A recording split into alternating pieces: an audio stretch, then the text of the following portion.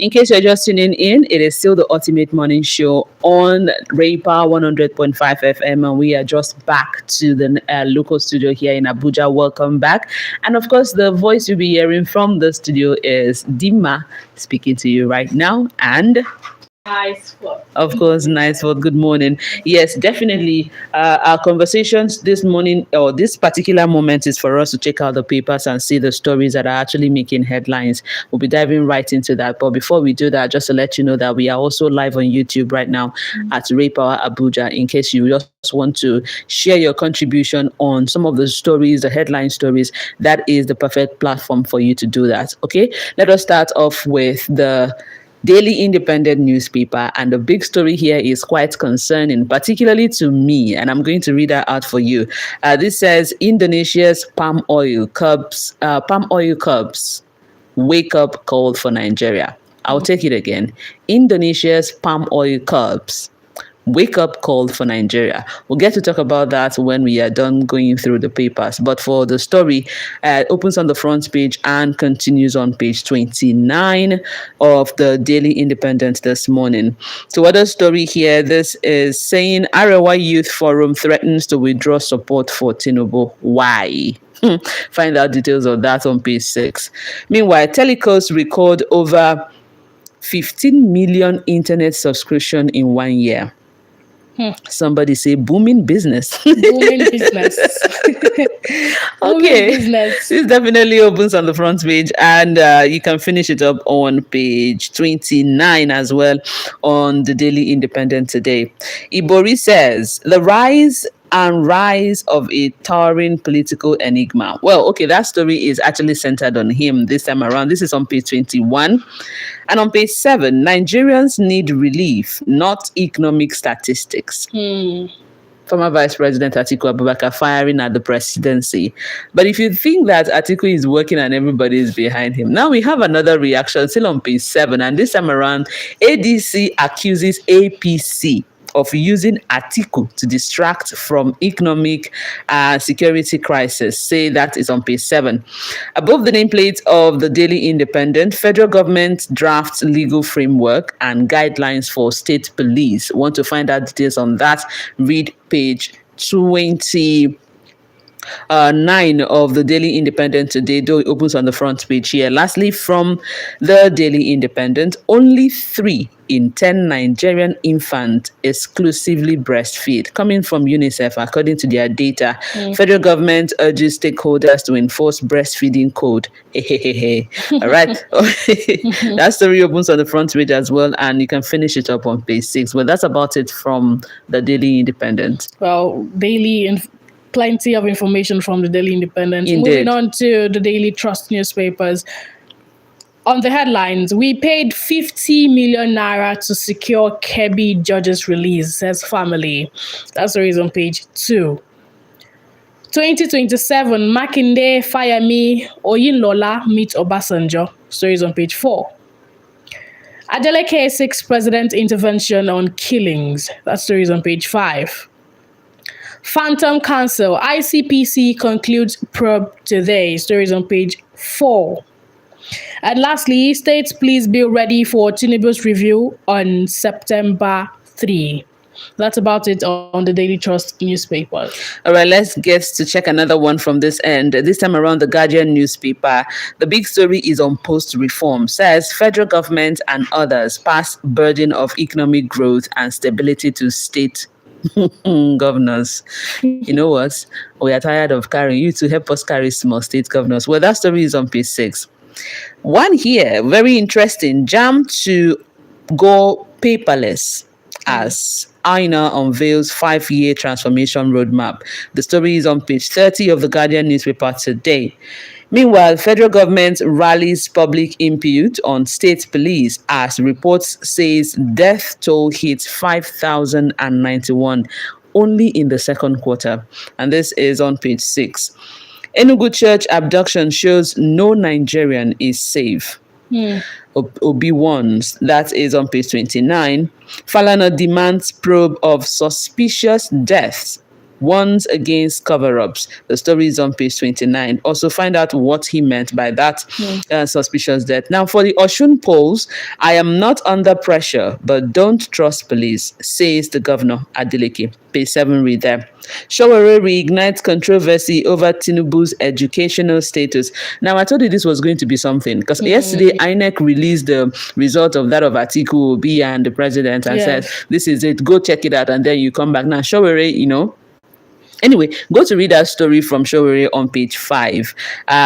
Beneath the nameplate of the Guardian newspaper, Senate threatens sanction as CBN, NUPRC, NDDC, others shun the committee. They were summoned earlier and all that. But the story is on page 3. 767 factories short, 335 others in distress under Tinubu's watch, Atiku alleges. The story you can read on page 3. And lastly, from The Guardian, Nigerians, others lose $484 million. Sadly, to cyber attacks as Interpol warns of AI influence. Read that story. It's a rising issue, though. Yes, that story is on page 5. Well, that's about it from the Guardian newspaper today. All right, now to the Daily Sun. Catholic bishops, Hashim expresses concern over president's remark, Nigeria's democracy, says 2027 elections must not fall below 2015 benchmark. Sounds like a warning to me. That story is on page 28. Restore confidence in electoral process to avert voter apathy. Onayekon urges federal government, says bad elections breed bad governance and misery. Story is on page 5. Tinubu substituting propaganda for performance, says Atiku. I mean, we've had Atiku in the papers recently since last week. He's up a whole lot. Well, that story, you can read it on page 8. Uzodinma declares poll must win for APC. I'll beat Adeleke, says Oyebanji. That's a very bold statement there. Stories on page 27. Nigeria may pay less for petrol as oil prices tumble over Trump's new stand on Iran. Stories on page 2. And lastly, fresh concerns trail recruitment of Nigerian women into Russian Alubuga scheme. Stories on page 8. And that's it on the Daily Sun. All right, let's check out the Vanguard newspaper. Nigerians' quality of life took us to Tinubu. This is coming from John Cardinal Onaikan. Says, we are done talking, tells president to govern better. Read the story on page 9 as far as the Vanguard is concerned today. Meanwhile, on the running story on the Presidential Foreign Intervention Promotion Council, PFIPC, allow me to testify I am being made scapegoat. This is coming from the alert DG. Yes, 6 administrative clearance to appear before reps panel. This was also dominant in the papers yesterday as well. But this story is on page 5 for the Vanguard today. NEC approves refinancing of $3.3 billion project Gazelle to optimize cost, unlock additional liquidity. Page 49, read there. APC Adeleke clash over notorious criminals protection. Oyebamiji unveils 100-day agenda targets workers' welfare. Read all that on page 25. What Tinubu told me after staff member died in my residence.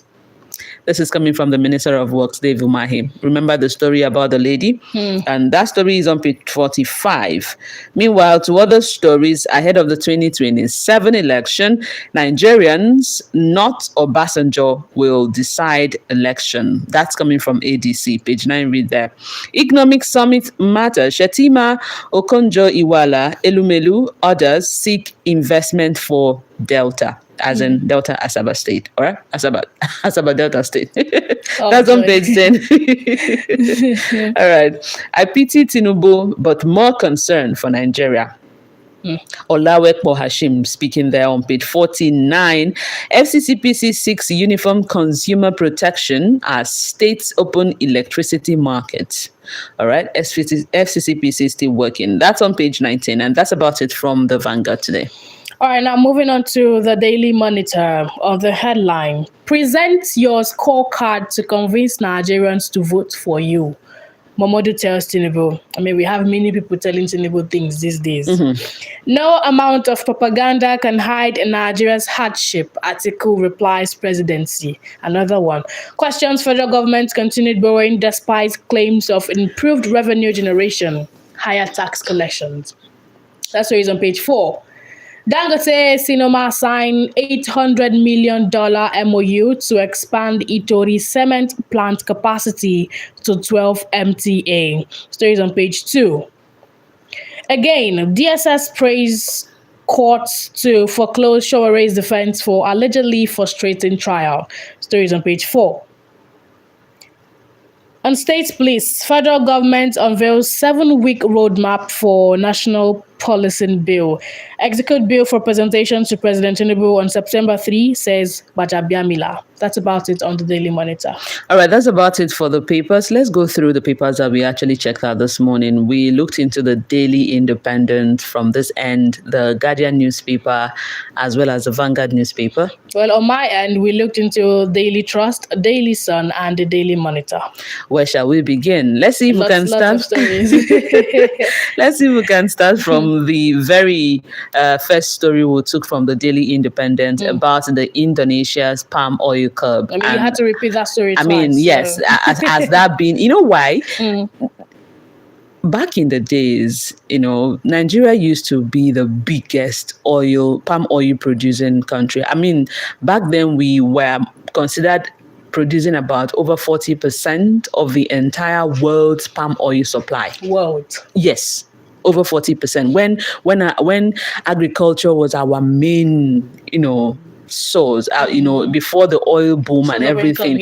When we were really into agriculture, we used to produce that. We were the biggest. Right now, we rank 5th. The likes of Indonesia and Malaysia are the highest producing on palm oil. And yes, it's to think that this country is used to look up to us. I mean, for this. Exactly. And then Indonesia, as it stands, is the number 1. I mean, in an entire year, the report has it that they produce like up to 43 metric tons Just imagine. of palm oil, while we in Nigeria, we produce 1.4 metric tons in a year, and we consume more than that, which means that we get to buy from outside a tropical nation as Nigeria, right? Get to buy palm oil for us to meet up our needs of manufacturing soap. When we can actually produce it here. I mean, for us to meet up those needs of manufacturing soap, pharmaceuticals, all that we need to do with the palm oil, besides eating it, frying akara, making stew. I mean, those are the things that we need them for.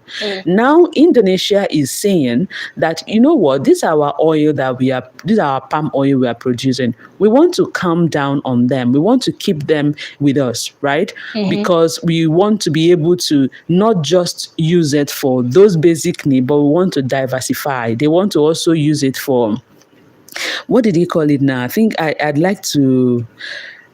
let me remember what it was. They named it again. To run airplanes and cars. Yes, that's part of what they want to use the palm oil to do. Run airplanes and cars. Among others. To also control the domestic, the funds and all of that. This is what palm oil goes into a whole lot. It goes into a lot. Realizing that. That's the problem. That's the problem. So now that they are keeping it to themselves, the problem is that when we now go to buy, the price is increasing, it's higher, and we are buying with a scarce dollar that we don't have. They're going to use our shine. Do you understand the reason I read that twice now? They're going to take that, and at the end of the day, we are paying more. And not just that, when you now go to the market to buy your soap as usual, the price has increased for soap because of palm oil that we could have been producing more. You see why why I had to take that headline twice. And there is a report that says 80% of farmers in Nigeria, 80% of farmers that produce this palm oil, they are the small farmers. 80%. I mean, we 80%. use palm oil on our A lot, day-to-day basis. and it is just local, just local. Local production. You understand? Local production, just normal individuals that will just come out there and sell it. 80% of whatever we are producing in palm oil comes from these people. It's not commissioned by the government, according to the report. Meanwhile, we have some states in Nigeria like Edo, like Cross River, like Ondo states that had vegetations, that still have vegetations, still do. that we could, the government could create more like an estate there, put more interest in palm producing, maybe even buy the recent or those fast growing palm seeds that we can just plant and make use of them. We also have a means of, there is that which they call, is it the oil strain now or something? That is the one that they use for the manufacturing and all. And when we try to manually, distill all these things, they fall out, they just scatter everywhere. We just lost them. If we can get machine to work around them to make sure that we gather everything, the chaff is useful, the water is useful, the oil is useful, the seed is useful, everything about the palm tree is useful. Can you tell me that there is something in the palm tree that you eventually throw away? Everything is useful, and we are not putting them to good use. Why wouldn't these farmers be supported? Why wouldn't those states that do well? If you're traveling in the east, if you're passing trees, you'll be passing palm trees. Unfortunately, these days, even when you pass through, all you're seeing are houses. Everybody is competing. Everybody is building skyscrapers. To build the best house. Nobody is thinking villages. Exactly. Nobody is thinking of, let me do something. Let me, continue to maintain my vegetation. We pay more attention to flowers than we pay to even the palm. Truly, go to houses, you will see flowers. You don't even get to go to villages anymore. And then you see like teenagers trying to get palm fronds and then making this local broomstick out of it. I mean, it used to be a lot of money, but you don't see that happen. Let me now ask you, how much is broom? No, I bought one for 500 naira. That broom, very, very small. That thing that we normally use as cane. This is something that you could just pluck one of the fronds, dry it, peel it out, and make something out of it. We're not paying attention, and we have this thing for 500 naira. I mean, in our own parlance, we say the thing boku. It be boku where we did before, but now we're not making use of it. Now, can imagine. Maybe I stand to be corrected, but I think there was a time, is it not the same Indonesia that they said they come to pick these palm seeds from us and then go to plant for them to even start theirs, for this whole thing to grow. And now we who have them, we are now, it is because they have kept theirs now, we are going to be shaken economically. With the look down to the basic thing you will buy. The basic that you will buy. Last year, the president halted I think, is it not the export of shea butter, having realized how important this shea butter is to us. But I don't know how that is going now, how that is faring right now. Do you know how expensive it is to get palm oil in the market? And now even we try to meet up with it by coloring what do we have. I saw a video and it was so sad. So that's why we can do better than this. Definitely. In all of the modernization we are doing, we could keep some parts safe for vegetation. Keep that part, so at least let it be that we own this. We don't have to get to share with other people. I'm not saying we have to be selfish, but let it be that, okay, this one. You are known for this. Yes. You cannot be known less for it. Not that you are known for this, but you have to buy it. Aye. This is your property, but for you to make good use of it, you have to go buy it. Because the quantity you are producing is not even enough. And most times, even if you get to buy it, you don't make good use of it. What's the... So that's the reason that gave such a huge concern, honestly. That's the reason. I feel your pain.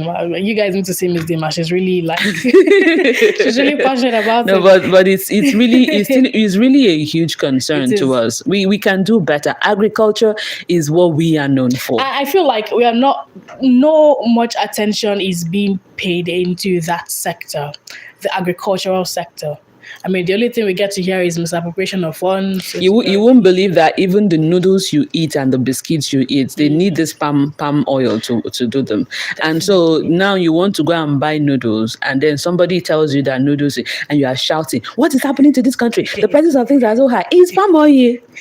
It's palm oil that is high." Well, moving from that, Yeah, let's indeed. get to, I mean, we've had the article, and I think we literally had articles saying one or two things in all of the papers that we read. Yeah. I'm going to take this from the Daily Monitor, where he said, "No amount of propaganda can hide Nigerians' hardship." Article replies presidency.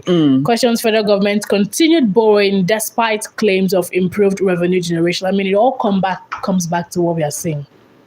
There is economic hardship in the country. Yeah. He does has there's a truth in what he's saying. He's making a lot of sense. But I don't know from what angle he's coming from. But what I do know is that he's making a lot of sense. I keep saying it that these people are going to borrow us into abject poverty. We keep borrowing every day. We borrow this for that. We borrow this for. What are these monies being used for? If they are borrowing, that's fine. If we know that they're going to borrow to make the country better, to make some parts of the country more better and not stagnated, I mean, it's not something that we should worry about. But we do hear these things every day, and we don't see where the monies are going to. And one major issue with that is this recent article's angle of he's not just the only one. Even the Catholic bishops and they also have all come out to say the same thing, that the PowerPoint, according to them, the presentations, the reports we see on paper in terms of the economy growing and all the projection and everything does not really tally with what we are seeing in the market when we go to the market to buy something, so that there is a huge discrepancy. But the problem remains that what they are saying is not the perspective that the leaders are seeing it from. They are saying, especially you, Atiku, you are looking at data of back then. Let's look at the data of now. That's where our concern should be, not that you are saying you are using backward data, old presentation to judge.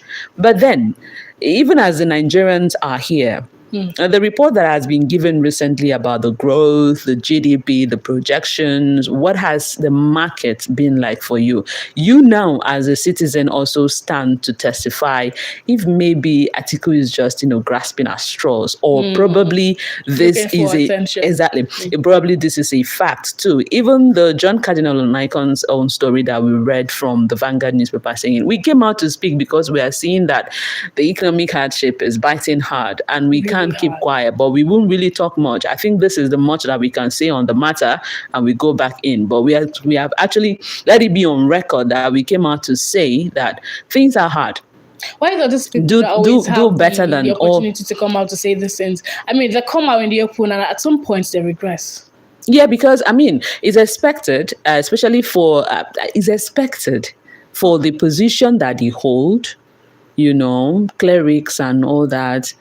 Maybe you will speak, you have to, maybe from the place of the pulpit. And that's because also they also had a meeting with the president. The John Cardinal Onaikon and the rest had a meeting with the president. And so they also came out to speak. After all of those statements, it's also left.